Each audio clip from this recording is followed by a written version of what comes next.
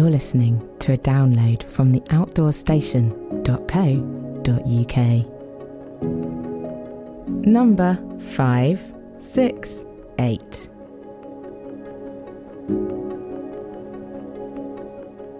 Hello everyone and welcome back to the Outdoors Station. And I just want to start by thanking regular and new listeners to the podcast series for your ongoing support, as I've just found out that I am in the top 5% of podcasts downloaded and listened to in the UK. Yes, I know! Data and figures were hard to come by when I first started, and I was on a podcast Zoom recently with some other producers where we were all discussing the data topic, and I was directed to a recent report of a few months ago which broke down the current research relating to podcast downloads and listeners, a bit like they do with the radio. Of course, it's only the Joe Rogans and Steve Bartletts who hit the 1%, but hey, I'm very happy with 5%. So thanks everyone, as this really helps me focus on the next stage of the Outdoors Station and building the audience. So, talking of which, as you will probably know, I was up at OTS, the Outdoor Trade Show last week, where I've recorded over 20 interviews, touching on new products, recycling, the circular economy, PFAS, CFCs and more. So my editing schedule for next week is very full, to say the least. Now, as part of improving time efficiency, I'm now also using some AI tools, which you may notice on the website and social media, such as transcribing each podcast and creating teaser clips to feed the ever-hungry social media machine. One AI tool I'm experimenting with is an audio research tool, which I have to say, it's very good. I program it with the questions and what I want, and it creates audio clips. So in the middle of this podcast, you'll hear from Andy. That's what I've called him, A-N-D-I. And I would be very interested in your feedback. What it does do is gives me little audio clips which adds a fresh voice and hopefully some factual information without distracting from the main content. See what you think. So, if you are a regular listener, you'll know that each year Rose and I, if at all possible, try to go for a bivvy night on Midsummer's Eve on the local hills at a quiet spot away from the crowds. This year, Midsummer was the same evening as my return train from OTS, and sadly, all the trains out of Birmingham New Street were cancelled for no apparent reason. So, as a result, I didn't get home until much later than anticipated, and we decided to do it 24 hours later. As you'll hear, the weather was completely different the following evening, but it made for a good podcast. So I hope you enjoy this and of course Andy's contribution. Incidentally, just so you're aware, I'm starting to incorporate affiliate links and promo codes in some of the podcasts moving forward, which will all contribute to the running and travel costs, plus keeping the lights on. And these links can be found in the show notes, wherever I can place them. If you like the idea of bivvying and sleeping under the stars but have never tried it, I hope you'll enjoy this podcast. Please let me know if it inspires you in some way.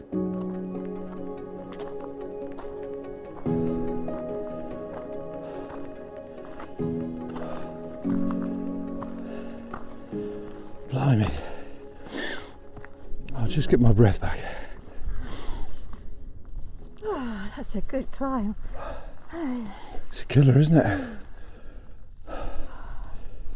Oh, what time is it? It's about 10:30 at night, and we've just climbed, as you can probably tell from my breathing, a very steep climb up to White Leaves Oak on the Malvern Hills. And we've climbed up from a place we affectionately know as Sleepy Hollow. And if you've seen the film, that pretty well describes the environment down there, and certainly with the way the weather's been and the amount of undergrowth and how thick and dense it is, it's even more so. So you've got this normal road which is completely covered both sides and over the top as the trees and the bushes join together, creating this long, eerie corridor, which is probably goes on for about a mile into the White Oak village. And we call it Sleepy Hollow because all sorts of strange things could possibly be going on there. It's got an absolutely fantastic public notice board, which we'll have a look at tomorrow when we get back down, with some very strange notices and very amusing notices. Yeah, putting children in stocks seems to be a common occurrence, and there is a small stocks by the notice board. Yes, misbehaving children will be dealt with appropriately, which sounds fair enough to me. So, unfortunately, it's the day after Midsummer, or the night after Midsummer, and I came back from the outdoor trade show yesterday, got to Birmingham, and then all the trains out of Birmingham to Hereford were cancelled. So I managed to get to Bromsgrove, and Rose had to drive over and collect me, which I'm very grateful for. But it also meant it was really late getting back, and it wasn't the best of journeys. So our plans to sleep out on solstice, as we've done many times before, hit a bit of a rut. Yes, scuppered. But I did need the good night's sleep, and that's what we've got. So the day after solstice, we thought, it'll be fine, the weather forecast's looking good, it'll be just the same. And as you can probably hear from the raindrops hitting my clothing and probably the microphone, it is not. It is, it's showery forecast for the next 2 or 3 hours, but still. It's not heavy rain, is it? It's just persistent. Yes. Persistent. Gentle, persistent rain. But that climb up from White Oak is blooming really, really steep. Really gets the back of your calves going, and certainly it's overgrown, isn't it, from the last time you were up here? Yeah, and a lot of roots, and in the semi-dark, and it's obviously darker under the trees. So we have got, it's low cloud, we have got a bit of visibility. We do need the torches to see any detail, but as we've said, we've just come out of this tunnel of trees and bushes, and we're actually out on the top now, looking at the bats that are flying around. And actually looking across the Severn Plain, it's quite nice looking east. And there's actually not that many lights, are there? You can't see Worcester lights or Birmingham or Wychbold. So it's actually quite nice looking over towards the... We're looking towards Breedon that way. Yeah, and the Cotswolds. But it's not that many lights really, is there? No, well, I mean, the weather conditions don't help for it, but I think everybody's done the right thing and bedded down for the night. It's just some mad individuals that come walking up a hill to bivvy out. Yeah. That seems to be the strange ones. Anyway, shall we head over to the next peak there and see if we can find a flat spot? Because last year when we did it, I couldn't get it right, could I? All I was woken up several times during the night by somebody that kept saying, "I'm sliding down the hill, I'm sliding down the hill." The bivvy bag I had was really slippy, and I'd sort of wake up in every couple of hours and find I was about 6 foot down the hill and Bob was further up. And it was like, what's going on? So I had to grab her by the scruff of her neck and drag her back up, make sure she was happy and tucked in, and then I could roll over and go back to sleep again. Until the cows came along out of curiosity and started having a mooch and waking us up about 4 o'clock or 5 o'clock, but it was pleasant. The sun was coming up at that stage. So tonight, you choose your own spot. I'm not going to pick it for you because I can just get told off. Well, I got the posh bivvy bag tonight, haven't I? So yes, nothing cheap from my wife. She's going for the posh stuff. Anything to make my life easier and get a good night's sleep. Stumbling along in the dusk, can just make out the ground in front of me. So if you hear a clatter, then I can't. Anyway, it's a sort of a double peak with a bit of a bowl between the two peaks. We came out on the one peak, we just dropped down the bowl and come up the other side, where we hope to find a spot which is less sledge-like, so that we can get a good view in the morning, really. But tonight it'll just be the trick of getting the bivvy ready and getting into it without getting too wet. It's only a quick overnighter, so. Sorry? What about that? That was one. Yeah, but you're not going to see the sunrise there. Let's just have a look where those rocks are, where the trig point is, and then we'll come back if you're not happy. How's that? Just here. Go straight down there.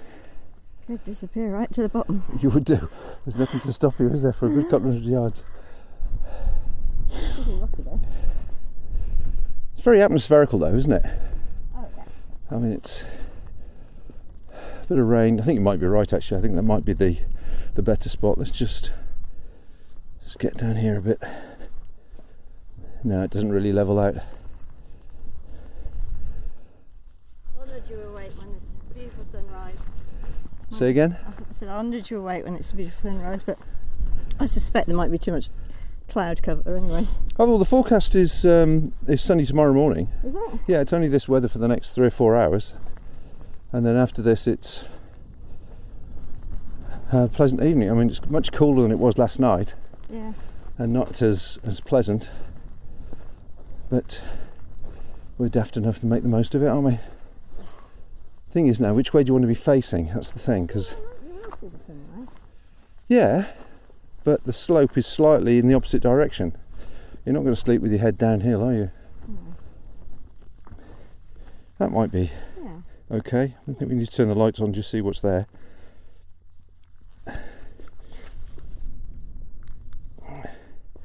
Beach grass. Doesn't look like any poo. No scats. No. Bit of heather. Oh, hey, actually, it's nice and spongy. Yeah, I know. That's what I said. There's a bit of- I think it's swift actually. That looks quite nice, actually. Yeah. What are you going to be like with your hay fever with that grass? Well, I've got my buff I can put over my nose, but it's damp anyway, so it should be alright. Yeah? Yeah. Okay, so we just need to work out which way to lie then. Right, so I'm going to stop this and we'll slowly sort ourselves out, and I'll come back to you when we're possibly We're snuggled in. snuggled in. We've got no shelter tonight apart from the bivvy bag, so we're back to basics, but it's sometimes really nice to do this and have a simple adventure. Okay, let's see how we get on.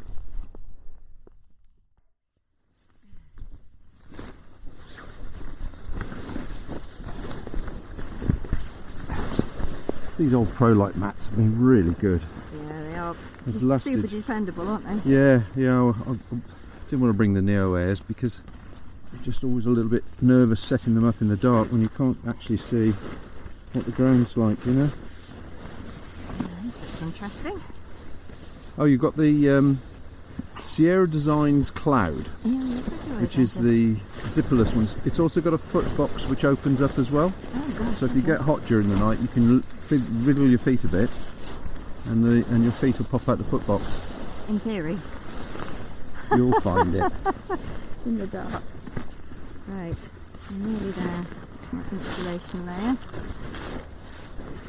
The trick is how to get in when everything is wet. You've got your rain cover for the bag? Yeah. I thought I'd put the blue thing over the top of it, and hopefully that would keep most of it dry Yeah. in the night. Go down. Where's my mat gone? Yeah, I was going to put everything in the rucksack and everything all in that big dry bag and then just use that as a pillow. Have you got something for your trainers as well? Yeah, I bought a small bag for that. Ideal then. Right. So sleeping bags in, sleeping mats in, keeping dry. Bivvy bag is definitely getting wet. Trainers off. Oh, might just go for a gypsies actually. That's what I was just thinking the same thing.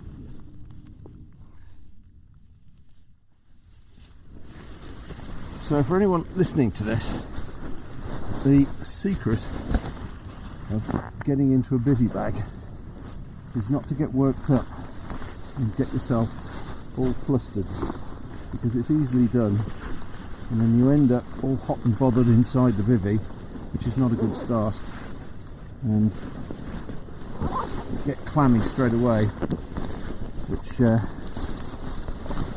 isn't good. And what we're doing is we've still got our waterproofs on. We haven't got any waterproof trousers, so we're getting straight into the sleeping system. Shoes off, slightly damp trousers, straight into that sleeping bag. Wriggle down a bit, and then take off the wet jacket. Jacket's off. Can I kiss before you go? Oh, okay. You take the light off my face. You're shining a light at my eye. Right. Ah, look at that sky. Feel toasty already. It's a warm bag. I think it's a minus 4 bag. 8 degrees. So as I say, that double flap you've got at the front, you can just open it up It's already open. and breathe. I do wish though, because this one I've got is the early version of the one you've got, and it's got the same size crocodile mouth on it, but I do wish the zip would go down another foot at least. Yeah, it would make it easier. Yeah, it's too much of a wriggle. And now we stare up to the not starry sky, not looking at a sunset, just looking at low cloud. Yeah, it's pretty though over there. There's a burst of light, isn't there? Yeah. And the silhouette of trees that are about 50 yards away. And the hills behind. And the hill. Yeah, I mean, it's going to be beautiful in the morning. Trust me, I'm a doctor. Right. Sleep time. Yeah. Night then. Night, darling.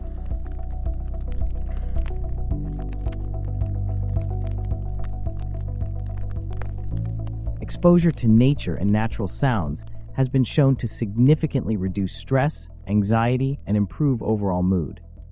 This is where the concept of ecotherapy comes in. Being in nature encourages slow, deep breathing, which stimulates the parasympathetic response, helping us relax and lower our cortisol levels. A 2019 study highlighted that spending time in nature can reduce stress biomarkers, such as cortisol, leading to improved well-being. Sleeping under the stars has been a part of human experience for millennia, shaping beliefs, traditions, and myths across cultures. It's what we call cultural astronomy. In Scandinavian countries, for example, there's a tradition of outdoor naps for babies, believed to improve sleep patterns and strengthen immunity. Even today, people continue this practice of pointing out constellations to their children or taking scout troops out for a night under the stars. It's a way of maintaining that natural affinity we have for the cosmos. And it's not just about stargazing. Sleeping under the stars can foster personal growth, bonding, and a deeper connection with nature. It's a way of stepping out of our everyday routines and engaging with something larger than ourselves. The science behind sleeping under the stars is not just theoretical. It has real, tangible benefits for our physical health, mental well-being, and cultural connection. Whether it's improving sleep quality, boosting creativity, reducing stress, or fostering a sense of belonging, the evidence is compelling. Sleeping under the stars is not just a pleasant experience, it's a transformative one. We're starting to see a resurgence of appreciation for the night sky. This is evident in the rise of dark sky parks and reserves, which are areas protected from light pollution to allow for optimal stargazing. The International Dark Sky Association has certified over 130 such sites worldwide, including the Mauna Kea observatories in Hawaii and the Brecon Beacons National Park in Wales. These sites not only preserve the natural beauty of the night sky, but also serve as important educational and cultural resources. In addition, global events like the Sleep Under the Stars Night, celebrated annually on August 8th, encourage people worldwide to spend a night outdoors and experience the shared wonder of the night sky. This event has gained significant traction, with thousands of people participating each year. So, when we look at the practice of sleeping under the stars from this global and historical perspective, what we see is a rich tapestry of cultural practices, spiritual beliefs, artistic inspirations, and scientific discoveries. It's a practice that has shaped our understanding of ourselves and our place in the universe, and one that continues to hold profound meaning and significance for people around the world. But at the end of the day, it's about taking that leap. It's about being willing to step out of your comfort zone and trust in the process. Because when you do, when you allow yourself to fully embrace the experience of sleeping under the stars, that's when the real magic happens. That's when you open yourself up to those transformative moments of connection and wonder. And I really hope anyone else who might be hesitant about sleeping outdoors will be inspired to give it a try, even if it's just in your own backyard to start, because I promise you, the benefits for your health, your well-being, your perspective, they're truly profound. It's an investment in yourself that you won't regret.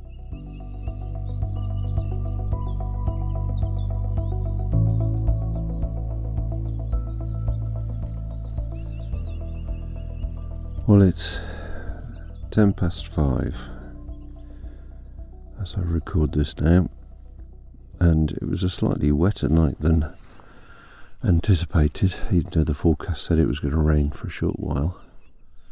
I had the feeling it rained most of the night, in fact. Oh, there's a voice. It's a voice from the body bag next door. It stopped just after midnight and then started again about 4. Won't be up at 4. But half an hour ago when I opened my eyes, looked up, it was just this grey, wet, dull morning, and now the sun is starting to emerge on the horizon over the I suppose above the low cloud, and all of a sudden the sky's full of lovely fluffy clouds, looking very pretty, but although the low cloud around us is still fairly dull, although actually it might be alright thinking about it. Nice blue sky above us.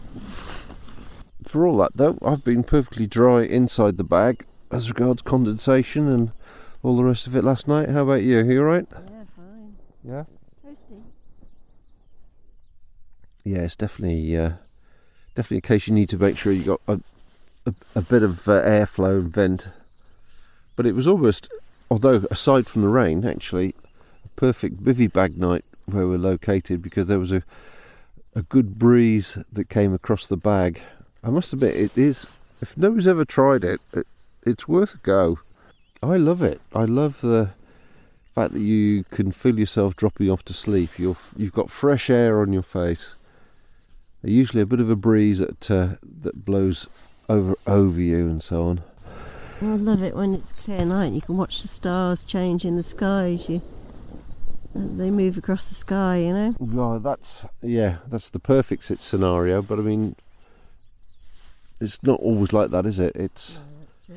I mean, and we've been very lucky with past nights when we've done it on a midsummer. We've seen some glorious colours and light.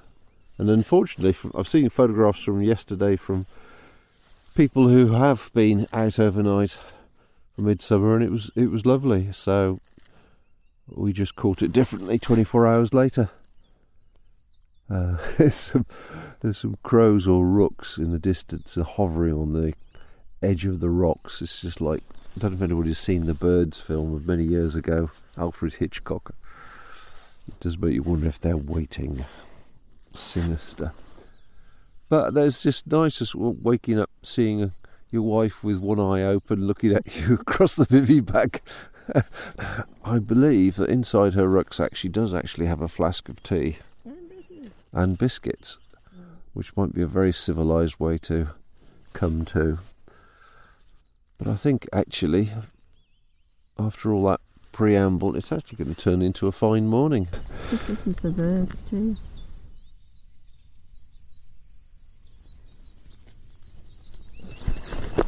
Bring you a cup of tea and biscuits. To be honest. To be honest, are you going to have the Sea to Summit pop-up mug, or do you want the normal one that's on the flask? The hands are wide, you can hold the real easier.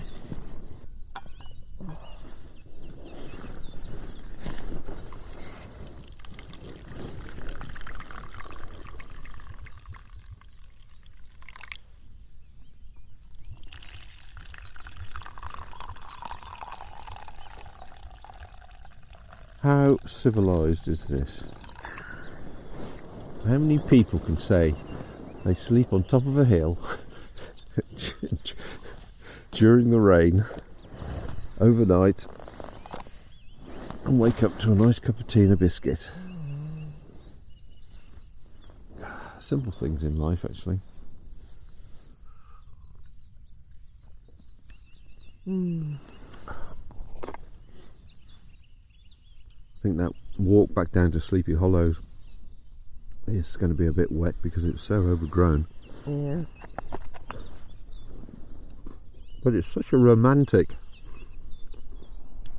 because you're going down the Red Earls Dyke, which was the dyke that was built along the top of the hills goodness knows how many years ago. So there's a slight dip in the ground, and obviously either side of it was marked with trees or whatever over as time's gone by, whether it was boundaries or whatever, and they've just grown up and then met at the top. I must take some pictures on the way back, actually, if it's half decent, just for the website, if nothing else. 10-minute doze and then make a move. Yes? It's up to you, don't mind. You want to get up now and go? Well, do you want to line for the next hour or so till it's 7 o'clock? It's 5:30 now. Just give it 10 minutes and just enjoy the silence before we get back to it, I guess.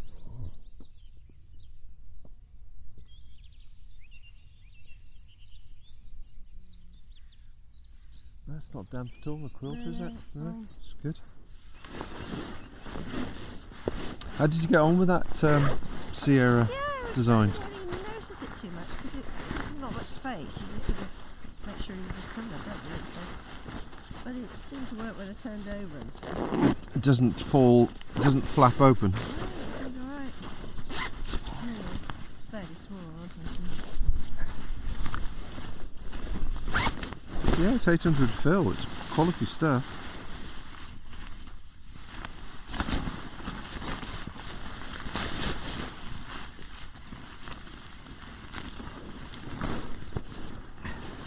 You know, I've got this, what I call my knockabout sleeping bag, which is this Van Gogh, what's it called? Van Gogh Venom. How old's that? really old. That must be 20 years old. And it's still going well. I've looked after it, been on adventure races and all the rest of it. But what I'm tempted to do, I think there's what's the company called? I think it's Scottish Mountaineering or something. Anyway, they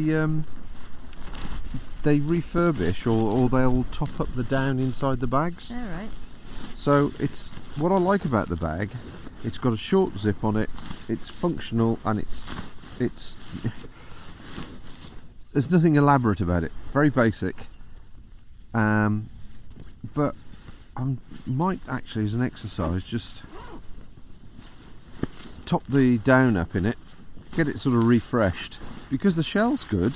The material's still good, and this day and age at the moment where we are with, you know, recycling things and repurposing it rather than binning them and buying a new one.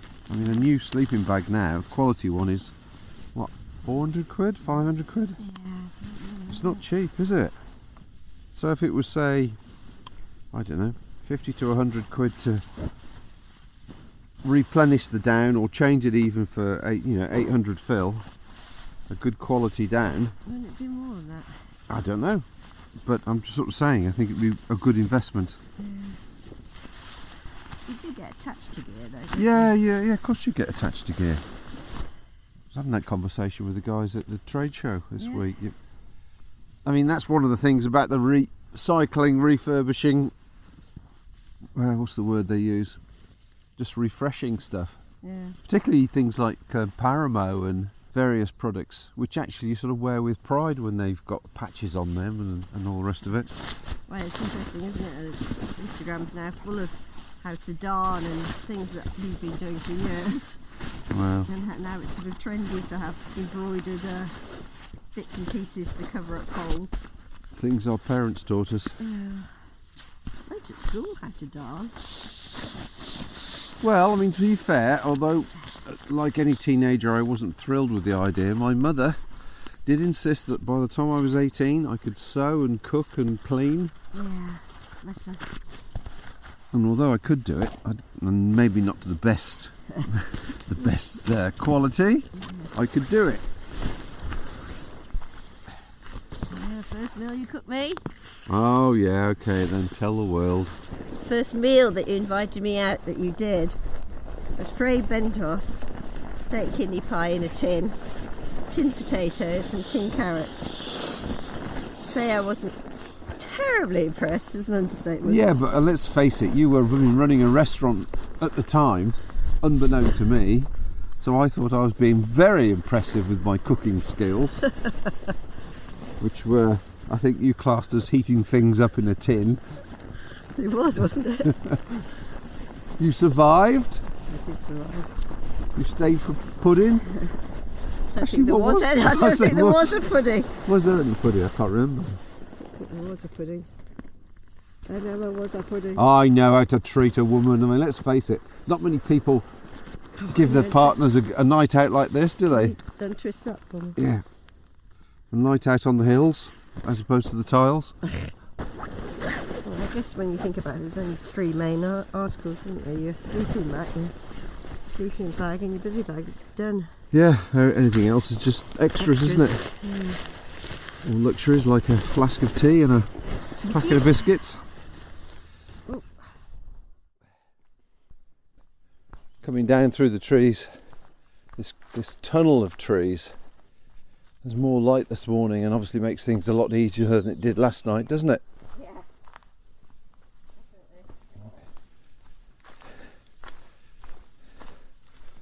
Although it's been a while since I've been up here, it's so much more overgrown than it used to be. You can hear the wind blowing the rain off the leaves around us.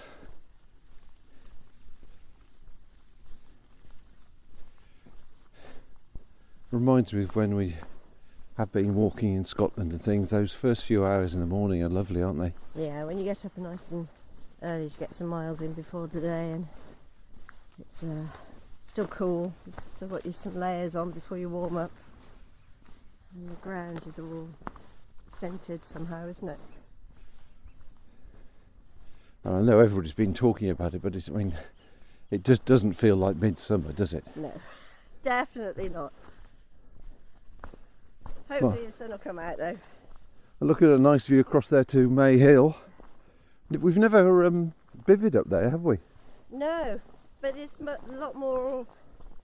I think it's a lot more public. There's not so many hidden places, are there?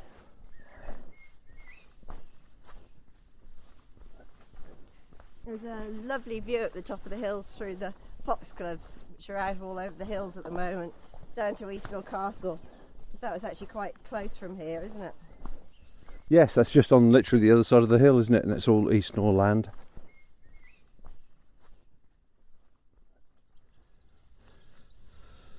For those interested in the white-leaved oak notice board, to give you a taste of the tone of the village, there's a few interesting notices here, namely the misdemeanours one, punishable with period in the stocks, when the stocks is right next to the notice board, dropping litter, dogs not on lead, parking on verges, whistling marching songs any hour between 6 a.m. and 12 p.m, gawping at residents' cottages, overt public displays of affection, and purveyors of any kind of produce not grown in the hamlet, and Chelsea supporters. Plus, wandering evangelists, minstrels, pedlars, wayside preachers with portable pulpits, parking wardens, bankers, Elvis lookalikes, politicians of Evany Ho, anyone from Pontefract, estate agents, freedom fighters, liberal-minded thinkers, beards longer than 4 3/4 inches, twitchers, train spotters over the age of 15, and reading the notice board for more than 2 minutes.